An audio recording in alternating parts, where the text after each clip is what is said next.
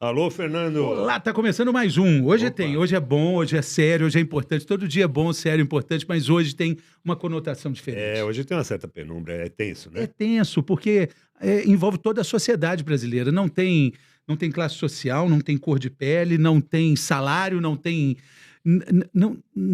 nenhuma separação, nenhuma distinção quando a gente fala do tema de hoje, a violência contra a mulher. E nós temos uma convidada de muita importância, promotora de justiça, doutora Fabiola Sucassas. Um prazer tê-la aqui, doutora.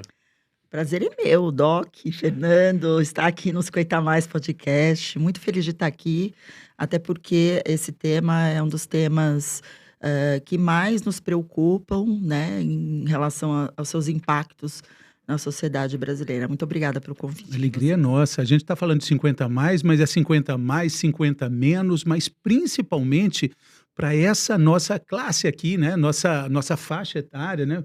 Eu acho que é uma hora para a gente ter letramento, ter conhecimento. Dois homens aqui, já entrados em idade, né, Doc? Já mais que entrado em idade. Querendo aprender o que a gente pode aprender, o que é possível aprender. E os números surpreendem a gente, né? Os números causam um certo espanto.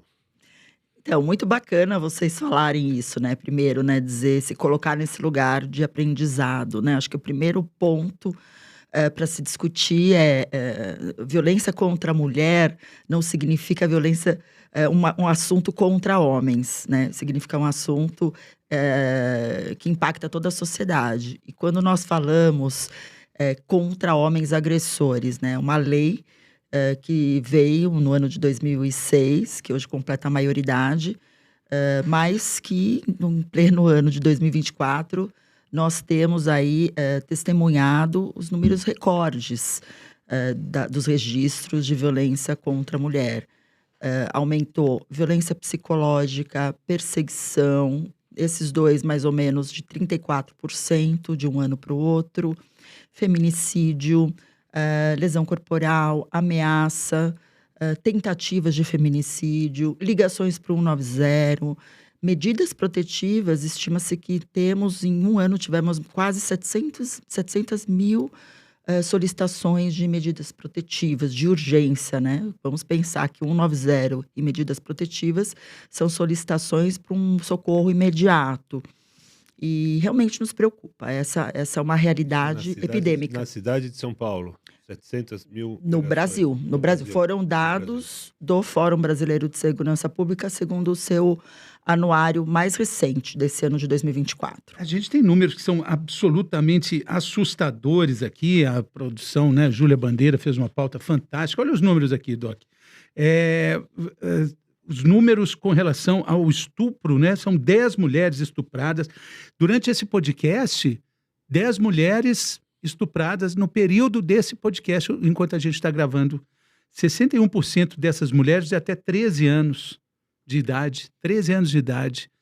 Então, é um número muito significativo, um estupro a cada 6 minutos. É estarrecedor, né? Podcast de 1 hora, a cada hora são...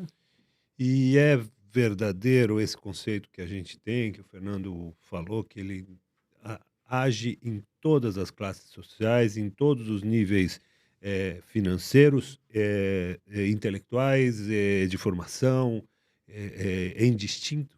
Sim, tem uma autora que chama Rebecca Solnit, que ela diz o seguinte, que a violência contra a mulher não tem raça, não tem religião, não tem origem, não tem nacionalidade, mas tem uma coisa, tem gênero. Realmente é uma violência democrática, infelizmente democrática, reconhecida como uma realidade que atinge mulheres de todos os níveis, de todas as origens.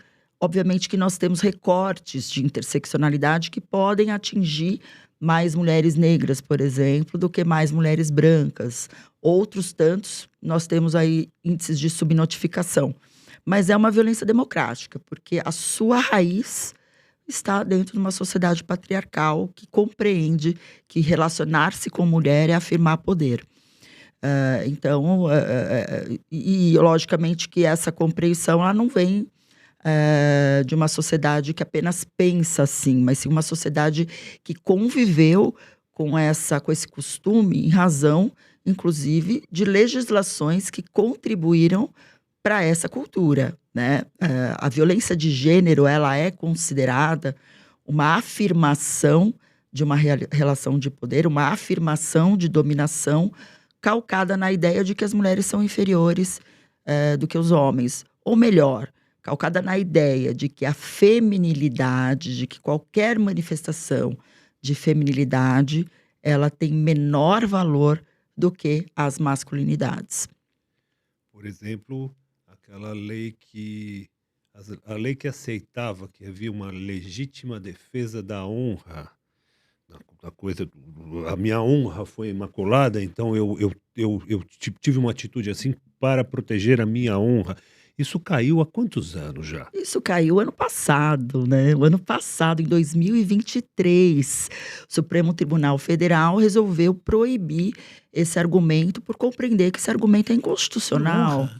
Que honra é essa que vale mais que a vida do outro? né? Da A honra honra. é essa. E eu, como mineiro, não posso deixar de lembrar de Doca Street, Ângela Diniz, a Pantera de Minas, um crime que mexeu com toda a sociedade brasileira e fez com que a gente repensasse essas questões. Porque o Doca Street, depois de assassinar a Ângela Diniz lá em Búzios, ele foi absolvido e o julgamento depois teve que ser refeito porque a sociedade... Mas o cara foi absolvido por causa da legítima defesa da honra nos anos 80. Isso não foi literalmente século passado, mas isso não foi na época da Idade Média, não.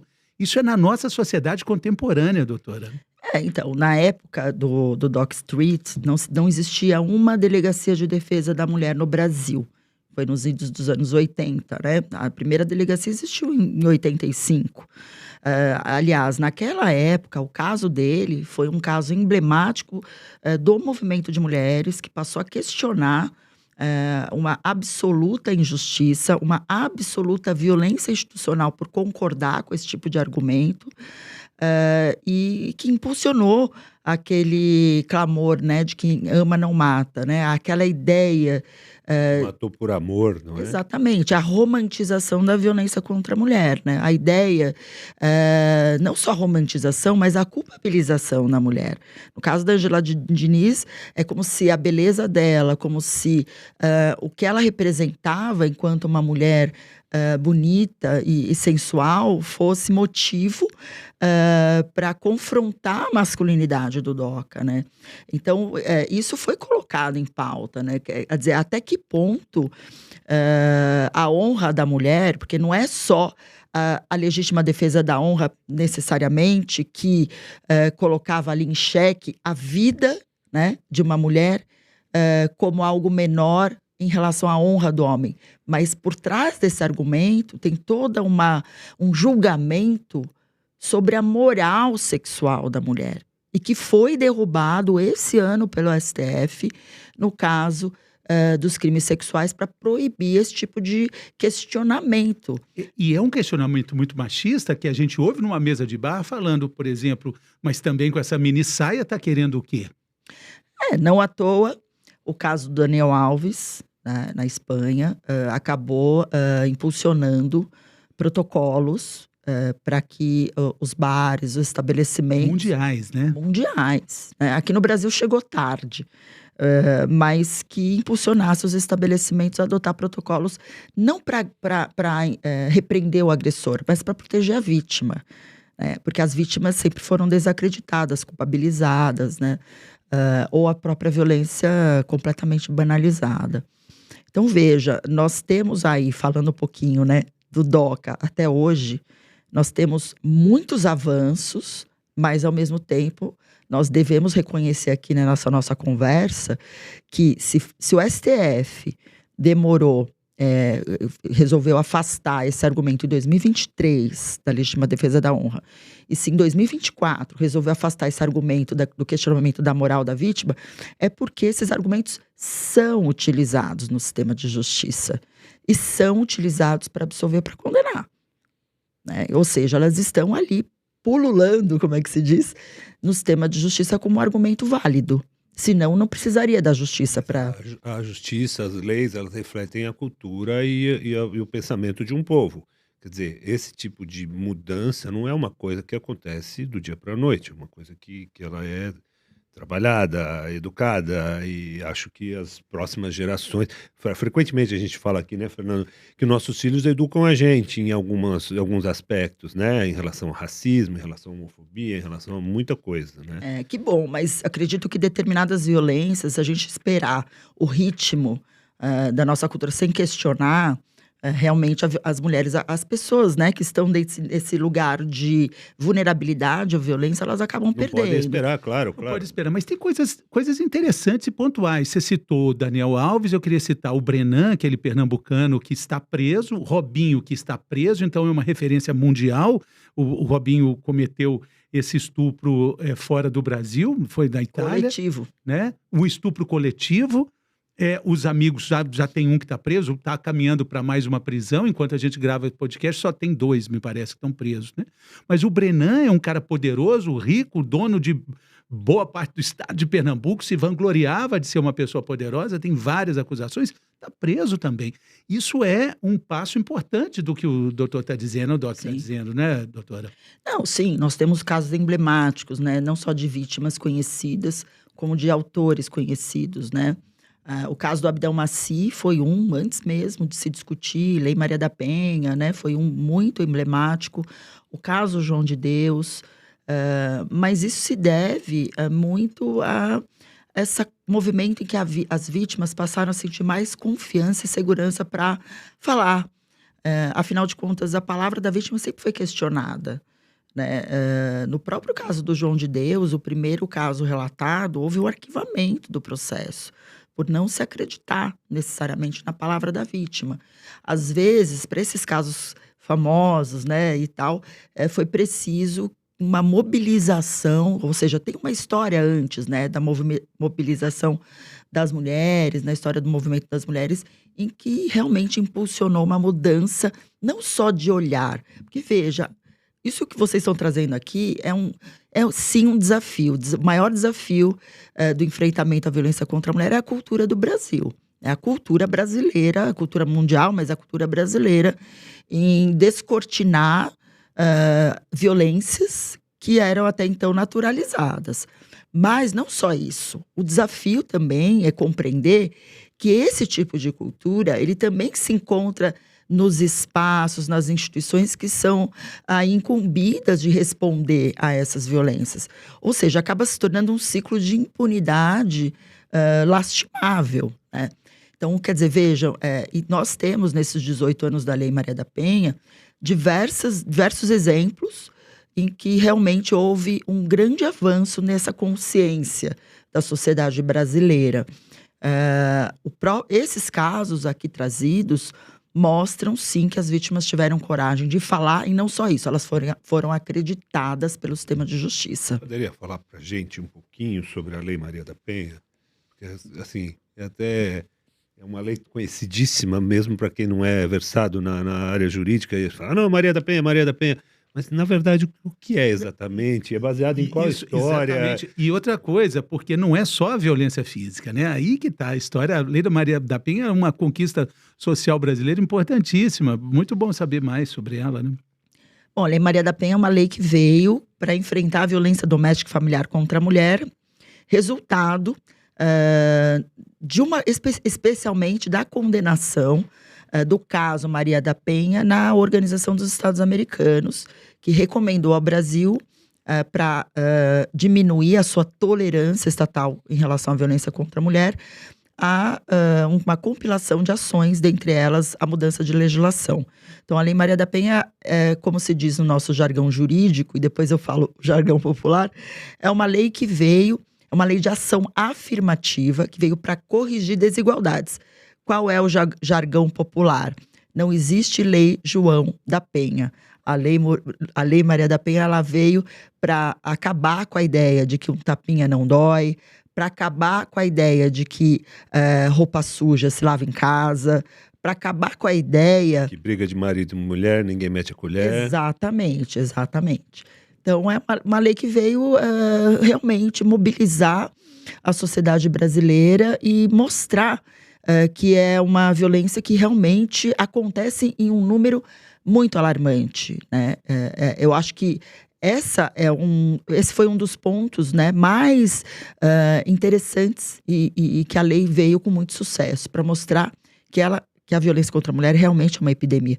E quando você falou, Fernando, das formas de violência, realmente essa ideia, né, de que a violência física, de que um tapa, de que um soco, que essa é a violência. Se falava muito, eu vi a Luísa Brunet falando sobre isso, falando até sendo contrária àquela foto da mulher com o olho roxo, porque aquilo meio que define a violência como física. Você tem que ficar com o olho roxo para denunciar? Não é bem assim, né? Exatamente. O olho roxo, ele é né, configura uma forma de violência física, né, um impacto. Mas por trás desse olho roxo tem uma mulher extremamente depressiva, solitária, isolada. Não precisa chegar no olho roxo. Não precisa. E ela já passa por esse processo de muita dor e sofrimento. A violência física, eu posso até dizer que ela já está numa escalada, num escalonamento médio daquela violência que já ocorre há muito tempo, porque sempre começa com a violência psicológica.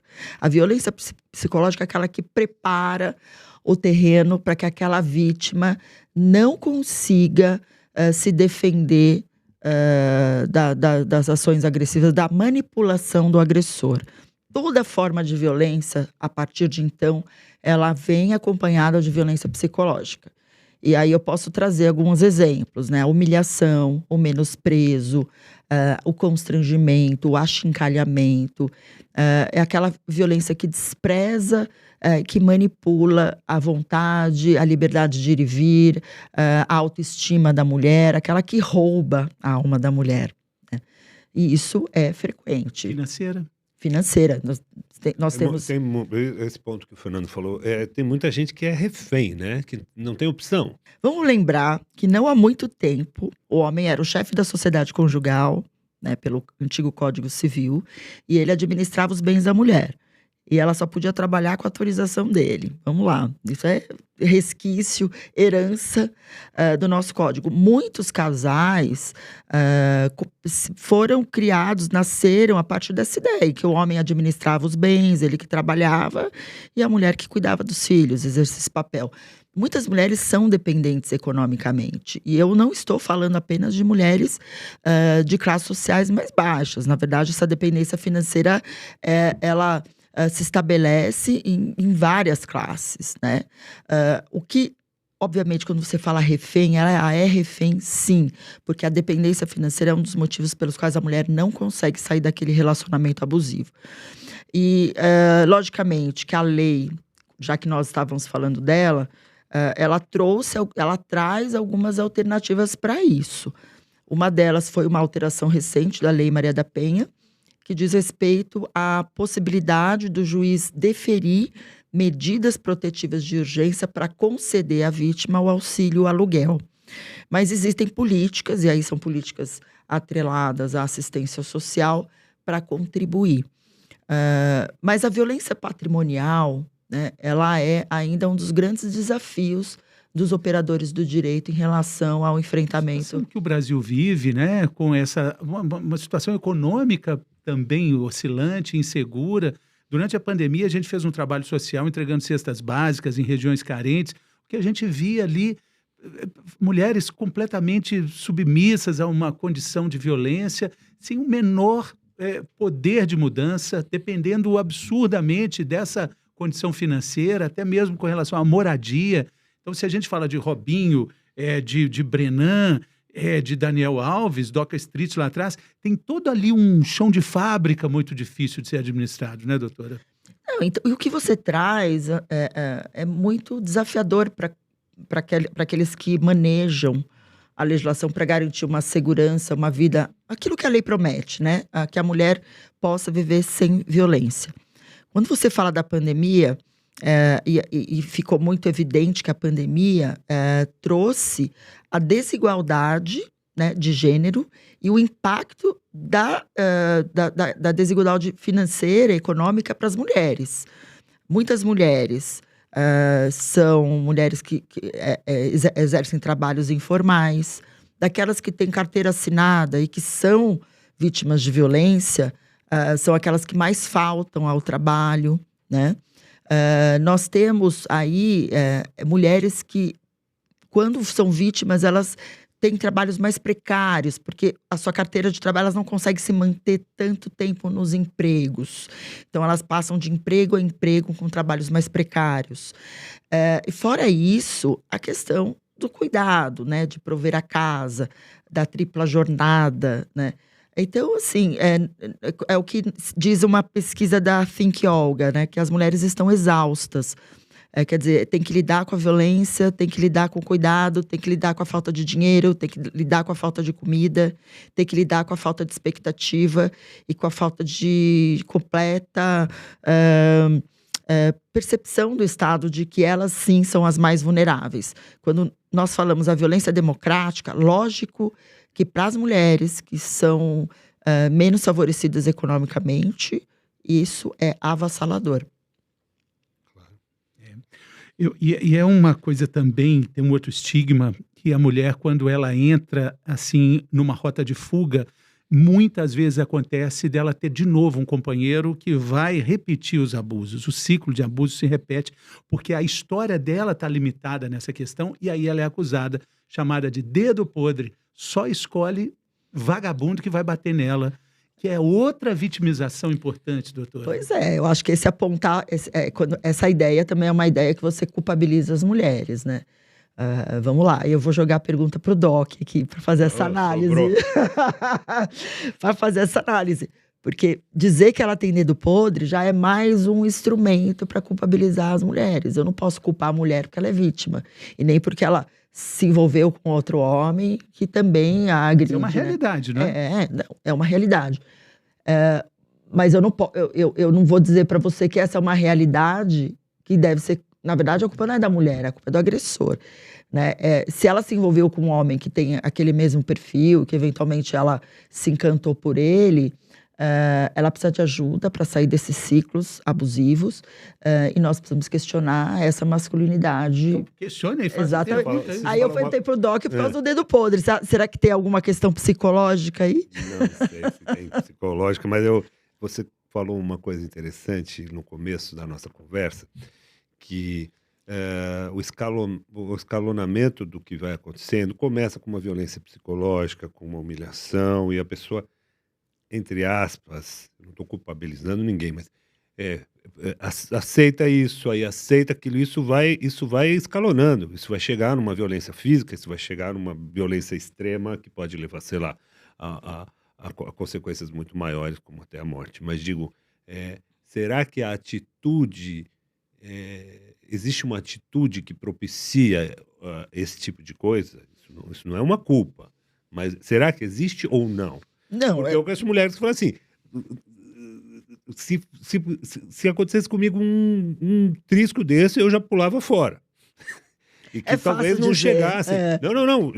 Veja bem, eu não estou botando a culpa na mulher. Eu estou simplesmente dizendo que talvez tenham temperamentos de pessoas que lidem de uma maneira diferente, que possam encontrar pelo caminho coisas desse tipo, ou não. Não,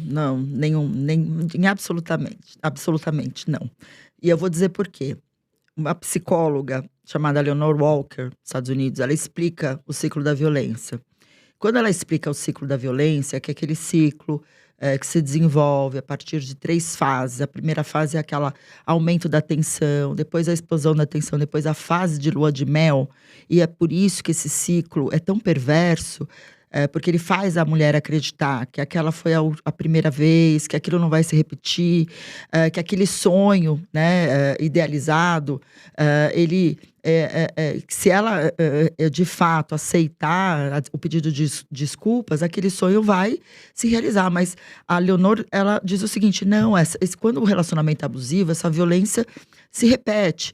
E essa mulher, ela chega num ponto, permeada aí por uma situação de violência psicológica, que ela não tem como reagir. Ela não tem condições de reagir. Então, aquele jargão, né? A mulher, se ela realmente quisesse deixar de apanhar, ela abandonaria o seu agressor. É fácil falar. Não, Mas- eu entendo perfeitamente Não, que eu não não, tô porque criticando porque você. as pessoas não, porque tem pessoas que estão reféns, que não têm opção, que tem então, e tem uma série de coisas que compele ela a tá presa naquilo. Mas o que eu quis dizer é assim, será que tem alguma atitude que estimula a outra pessoa a mostrar o que tem de pior nela? Não, eu acho que o mais provável é que essa mulher está numa situação de vulnerabilidade tal, e que dentro das relações de poder, né, a ideia de que o homem é protetor, de que ele vai garantir uma estabilidade, isso é muito sedutor. Então, talvez essa ideia, e essa ideia está calcada nas diferenças de gênero, que é o homem incumbe a ideia de proteção, isso seja algo que faz, que atraia para um determinado relacionamento e que aquele homem já se mostra dominador a partir dessa característica. E você, doutora Fabiola, tem um TED maravilhoso, muito emocionante, onde você se coloca nesse papel de forma muito corajosa e você trata ali um item que a nossa sociedade gosta muito de falar sobre, que é o amante latino. Esse amante caliente, sanguíneo, solar, cheio de amor, mas também cheio de vontades próprias, né? Quase um narcisista em questão, né? E você conta essa história de uma forma muito corajosa assim, é uma agonia aquilo tudo, né? A sua história. Obrigada, Fernanda, por tocar nesse assunto. Bom, a gente está num podcast 50 mais, né? Acho que a gente pode falar um pouquinho. Tudo que eu vivi, não existia a Lei Maria da Penha. E olha que eu estudava direito. Um período dessa relação eu já era promotora. E foi uma relação totalmente abusiva. Eu passei por momentos em que eu fui agredida fisicamente, em que o meu ex-marido ele chegou a quebrar o vidro do carro para não me agredir. Quebrou o vidro, vocês imaginam a força que ele usou para quebrar. Deixou claro que não estava dando o soco em você no carro, mas que era para você? Para dar um recado, né? Isso foi para dar um recado. Para dar um recado que ele não estava me atingindo, mas que talvez fosse o próximo passo.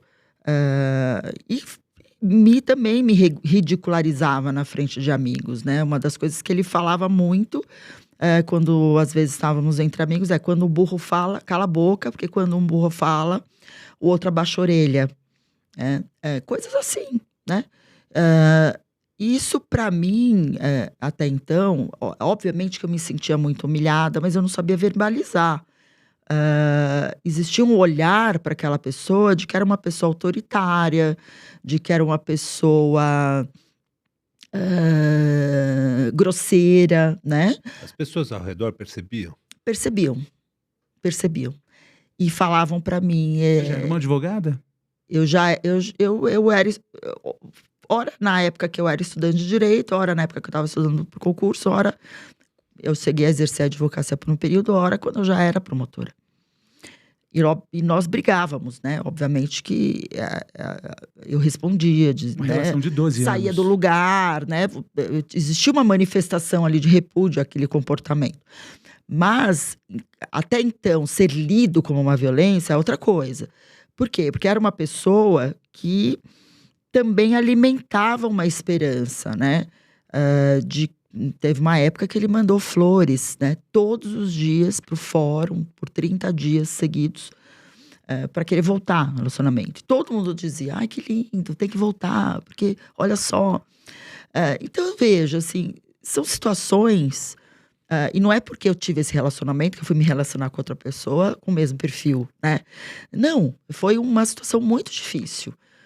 Até se reconhecer com uma situação de violência, de compreender que a minha autoestima não deveria ser medida pelo olhar dele, porque era assim que eu me via.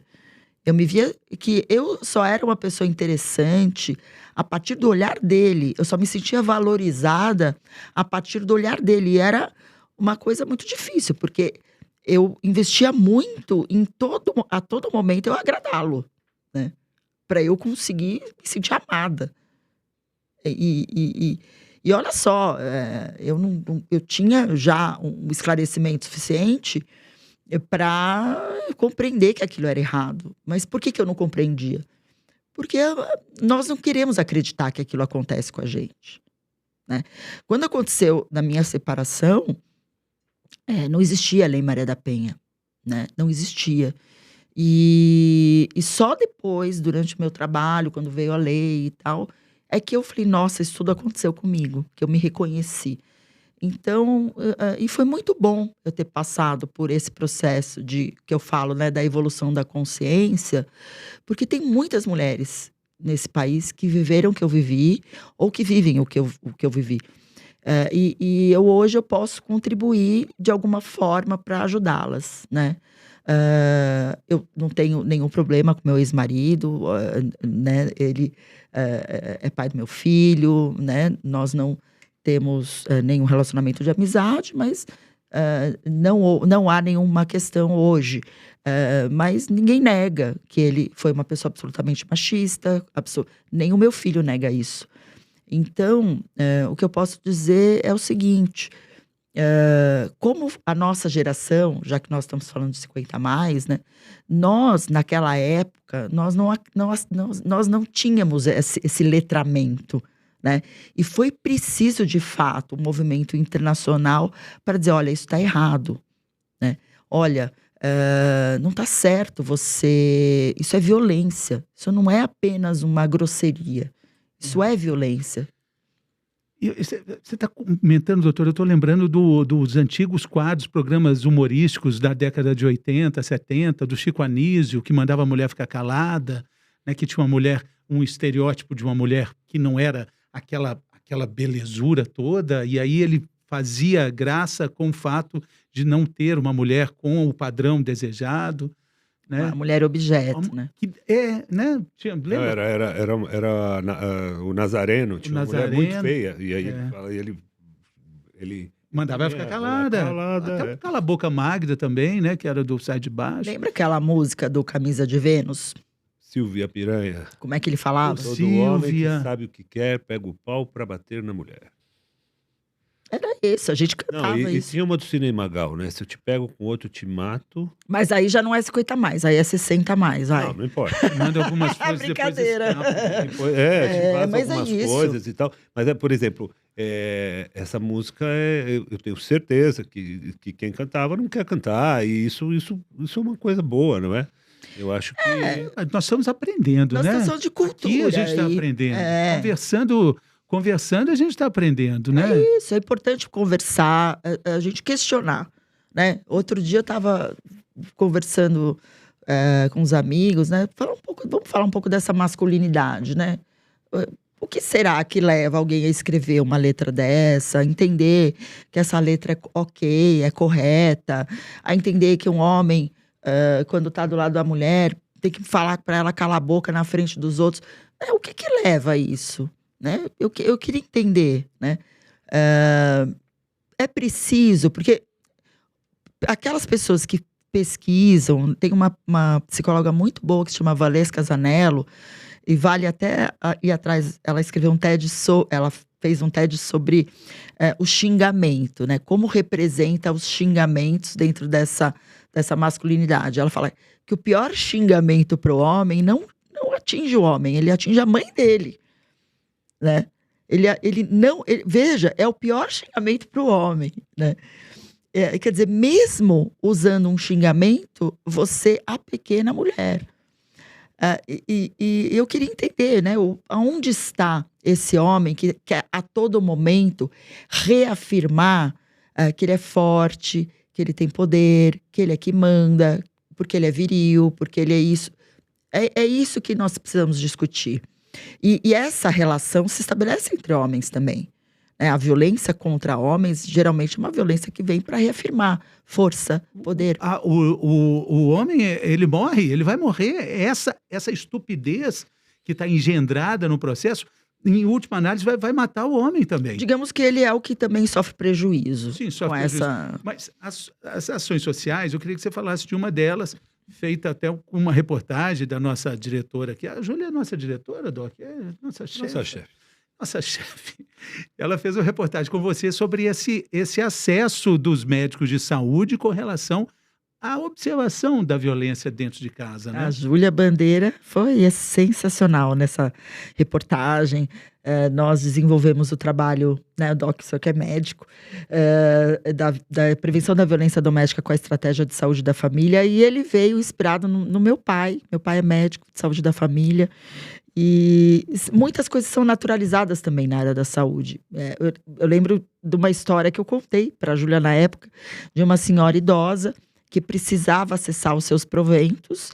Ela já estava acamada e a única pessoa que a visitava com frequência, todos os meses, era a agente comunitária de saúde. E a agente comunitária de saúde foi perguntar para o meu pai: doutor, por favor, não dá para perguntar para sua filha o que eu posso fazer para buscar os proventos dela no banco? Daí eu falei: pai, mas como assim, né? Ela está abandonada, ela tem filho, está abandonada. O filho não visita mais. Eu falei: isso é violência, isso é abandono. Na verdade, existe um procedimento jurídico para resolver essa situação. E foi sensacional a agente de saúde querer solucionar uma questão, demonstrando aí o vínculo que ela tinha com aquela mulher, demonstrando preocupação.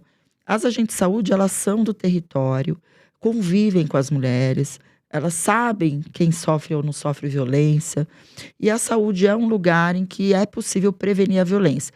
Veja só, quando nós falamos de violência doméstica, familiar contra a mulher, nós não falamos que ela acontece de forma reiterada, escalonada. Geralmente, uma mulher demora de 8 a 10 anos para fazer o primeiro registro da ocorrência na delegacia. Geralmente, quando faz esse registro de ocorrência, já tem um histórico de violência. Esse escalonamento, ele já está num nível, digamos assim, mais grave da situação de violência.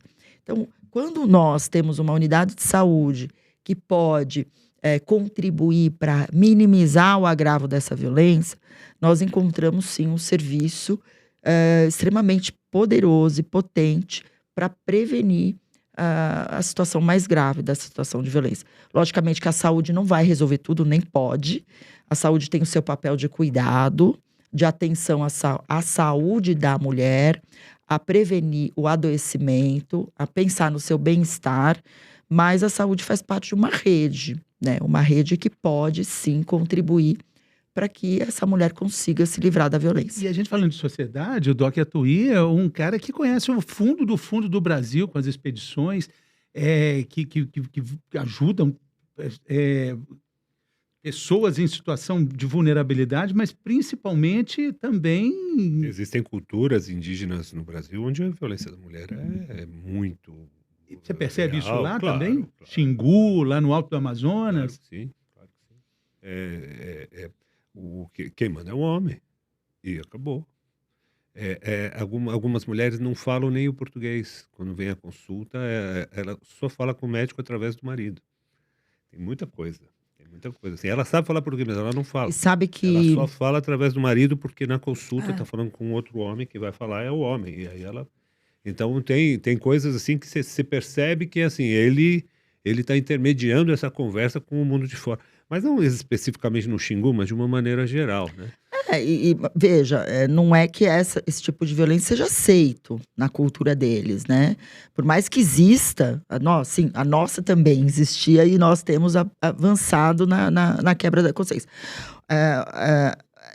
Uma coisa eu acabei de voltar de Roraima, eu estive lá, e lá existe um grande movimento de mulheres indígenas para denunciar a violência que acontece contra elas. E existe também uma ideia naturalizada de que a parte da violência sexual, aquela violência que acontece da menina que menstrua e que logo depois se casa, né, que isso é natural. Obviamente que nós precisamos compreender exatamente, né, o que é natural numa aldeia. Será que é, de fato, parte da cultura? Até porque muitas dessas meninas não necessariamente se casam porque elas querem, porque existe uma autonomia de vontade. E obviamente que nós estamos falando de relacionamento sexual muitas vezes com meninas menores de 14 anos e a lei presume que é estupro. Fabíola, nos 20 anos que eu vou para as regiões das aldeias indígenas, das populações indígenas, a gente vê muita coisa. Por exemplo, tem culturas indígenas que não aceitam gemelar. Então era gêmeo, a menina teve que sair para ir para Brasília para ter filho, porque senão a família ia matar as crianças Infanticídio, quando né? nascem. Então são coisas que estão entranhadas na cultura, de alguma maneira, da mesma maneira que nós temos que respeitar a cultura, nós também temos que interferir de alguma maneira, porque é uma violência. Não está acima da lei, né? Não, A não. cultura não está acima da Mais ou menos. legislação brasileira. Tem tá? coisas que estão dentro da área deles, na maneira deles viverem, tem coisas que eles podem fazer que seria considerado crime fora. Nós temos... É uma discussão é uma muito, Mas muito isso é interessante. polêmica em todo lugar. Ó, Claro. agora, obviamente, que eu, como promotora de justiça, né, eu tenho uma posição de que os tratados internacionais, existem tratados internacionais que protegem as crianças, protegem o desenvolvimento das crianças. Obviamente que nós sabemos que na nossa Constituição, e isso é desafiador dentro da Lei Maria da Penha, quando nós falamos da aplicação da Lei Maria da Penha para mulheres indígenas. Obviamente que nós sabemos, por exemplo, a conceder uma medida protetiva de afastamento do agressor, aquele agressor, ele tem direito a permanecer na sua cultura e tal. E para onde você vai levá-lo? Ele vai para onde? Pelo menos uma outra aldeia. Por exemplo, se for pensar num abrigamento sigiloso para mulheres indígenas, que também têm direito a permanecer na sua cultura. O nosso sistema de abrigamento não é esse que atende a esse tipo de mulher. Mas eu não posso dizer que não exista. Tem muitos casos de estupro coletivo, de exploração, não estou falando só do indígena em relação à mulher indígena, mas também do homem branco em relação à mulher indígena.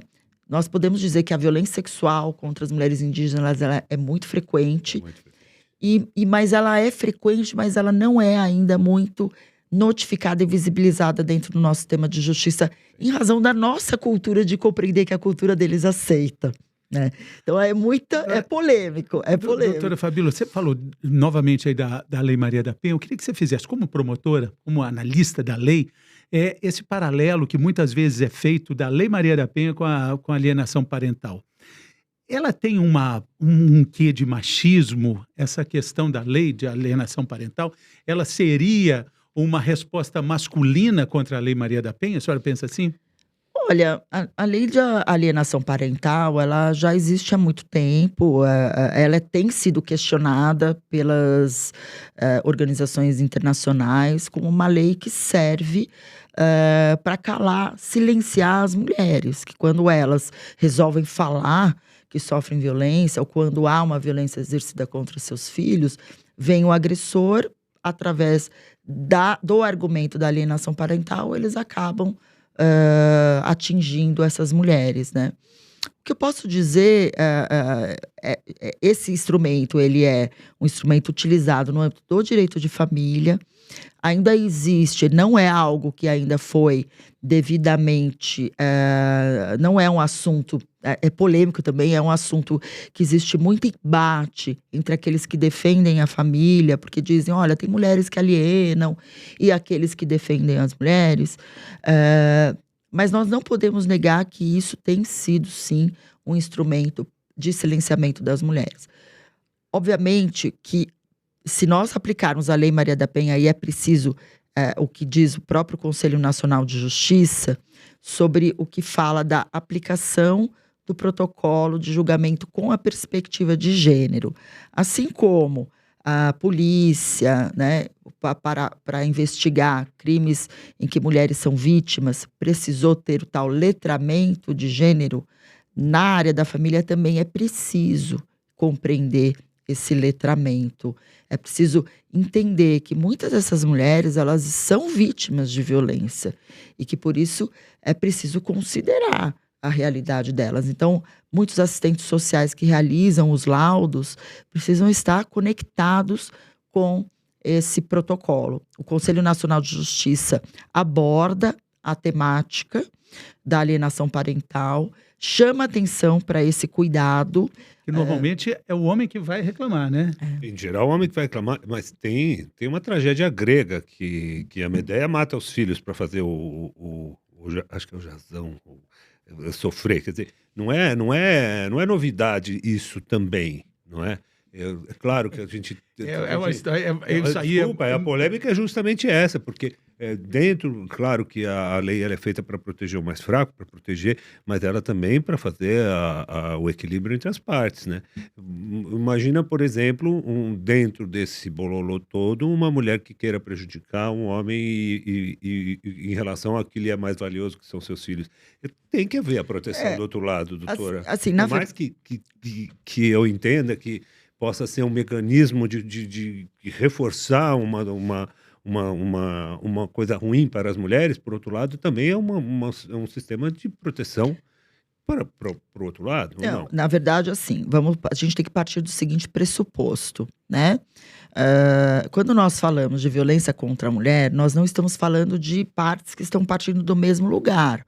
Nós estamos falando de pessoas que estão em situação de vulnerabilidade, que seus direitos foram negados, sua autoestima está extremamente baixa, a pessoa passou por muito sofrimento, resolveu quebrar o silêncio da violência e se vê numa situação em que, ao mesmo tempo, ela tem que se socorrer do juízo criminal, obtendo medidas protetivas ou denunciando a sua violência, ela muitas vezes tem que discutir direitos relacionados à guarda, a visitas. E esse é um outro ambiente, é um ambiente que não necessariamente é julgado pelo mesmo juiz, e esse é um dos furos da Lei Maria da Penha, pelo menos no estado de São Paulo, porque nós não temos um juízo integral e que não necessariamente sabe a realidade dessa mulher para entender.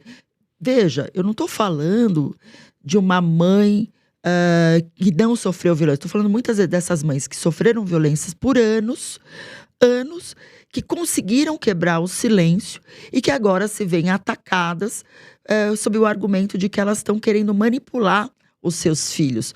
Eu vou colocar um exemplo, já que nós estamos só falando da minha história, né? Da minha história, e a minha história envolve uma criança, né? Veja, eu nunca impedi o meu ex-marido de visitar meu filho. Nunca impedi. Mas eu poderia ter feito isso. Porque ele foi violento comigo. E uma pessoa violenta com a mulher, com a esposa, ele não é um bom pai. Não é um bom pai. E se a justiça de família não estiver atenta a isso, nós vamos continuar perpetuando o ciclo da transgeracionalização da violência. E a legislação, a consciência, a evolução da consciência da legislação, ela está atenta a isso.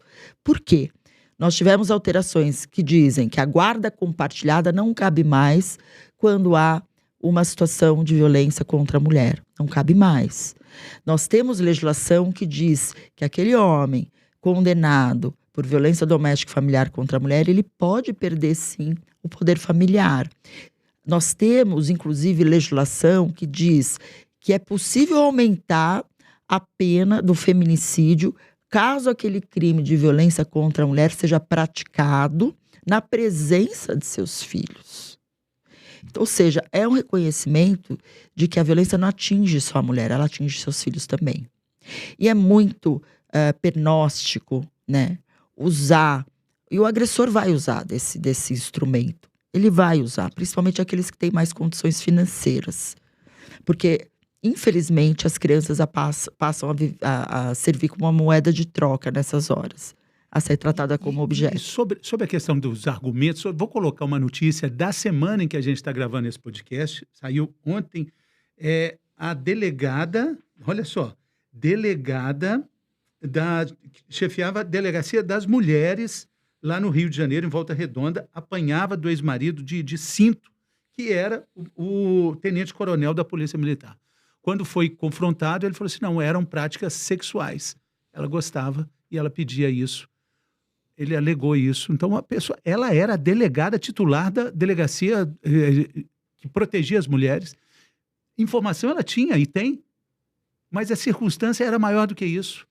Exato, assim, aí veja, né, ele se utiliza de um argumento para desqualificar a versão dela, né, e esse argumento é justamente levar um lado da sexualidade, impondo aí uma apreciação sobre a moral dela para deslegitimar o seu argumento. Mais do mesmo, né? Mais do que a gente está falando. É isso que a gente está falando. Aí quando vem a alienação parental, essa também posição masculina acaba sendo superior ao que está ali no meio. Poxa, a minha mulher está tirando Está mudando a ideia que os filhos têm a meu respeito. Uma tática.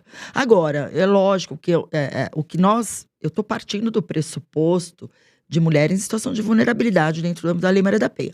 Eu não vou dizer que não existem situações em que há mulheres que de fato alienam seus filhos. Eu não estou dizendo isso. Estou dizendo o seguinte, que uma coisa são mulheres em situação de violência acusadas de alienação como forma de deslegitimar a sua palavra. Eu queria fazer uma pergunta. Dá para perceber que é bem diferente.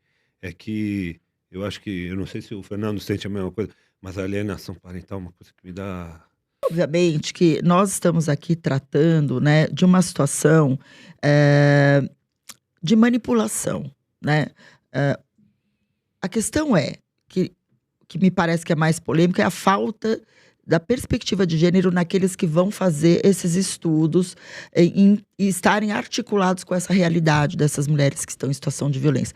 É isso que falta, o tal do letramento dentro dessas varas, que não são as varas que estão lidando com as questões das mulheres, que estão lidando com as questões do casal, e que não necessariamente tem essa apreciação ampla dessa realidade.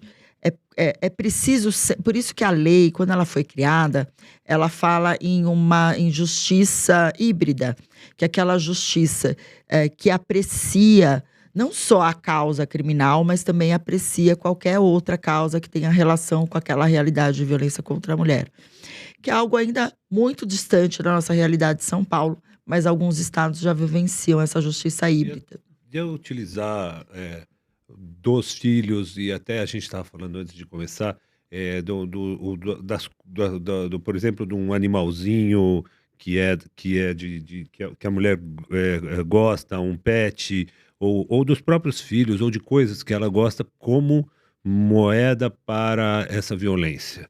Isso é uma coisa muito comum?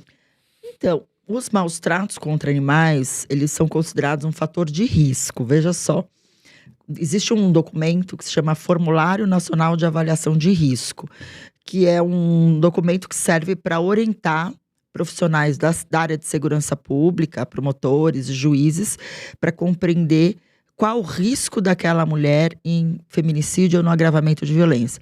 E os maus tratos contra animais estão ali. Por quê? Porque os maus tratos contra animais já são um indicador de que se aquele agressor maltrata aquele animal, ele também é propenso a maltratar outras pessoas vulneráveis na sua casa. É o que nós chamamos de teoria do link. Então, vamos dizer assim, é um sinal vermelho.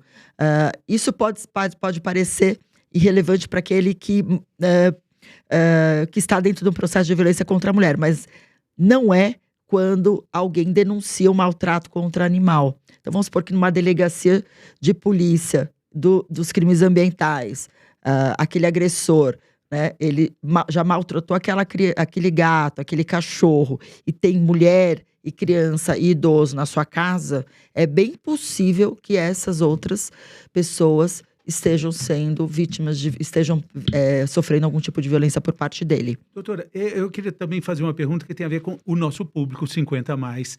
Pessoas que já atravessaram 1, 2, 3 relacionamentos, casamentos. Essa pergunta masculina mesmo, né? Tanto eu quanto o Doc já passamos por um casamento, mais de um até. Separação, ela não é doce. A separação, ela é amarga, difícil, ela é ruidosa, ela é espinhenta, ácida. Então, inevitavelmente, nós que atravessamos separações, a gente em algum momento cometeu uma violência? Olha, é difícil uma separação não ter